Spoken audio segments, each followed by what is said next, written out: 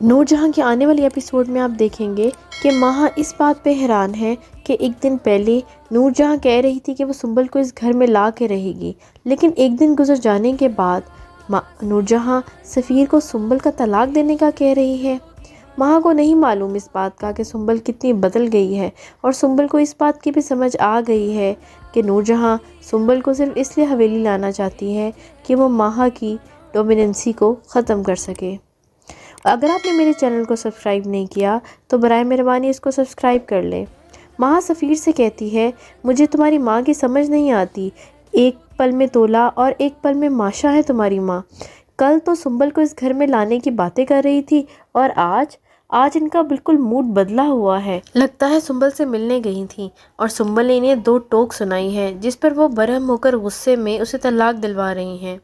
کیسی باتیں کر رہی ہو ماہا، ایسی باتیں مت کرو میری ماں کے بارے میں، دل کی بہت اچھی ہیں، بس غصے کی تھوڑی تیز ہیں۔ جھوٹ مت بولو سفیر، انہوں نے سنبل کے ساتھ کیا کچھ نہیں کیا، لیکن تمہاری ماں اس کو بھی نہیں چھوڑی، اس کو بھی تمہاری زندگی سے نکلوا رہی ہیں۔ وہ کوئی بھی فیصلہ اپنی مرضی کے خلاف کہاں ہونے دیتی ہیں۔ میری نوکرانی رکھنے پر انہوں نے کتنا واویلا مچایا ہے۔ ماہا، میری ماں کو عادت نہیں ہے ملازمہ سے کام کروانے کی، اور ویسے بھی اب تو ماما راضی ہو ہی گئی ہیں، اب کیوں تم فضول بول رہی ہو؟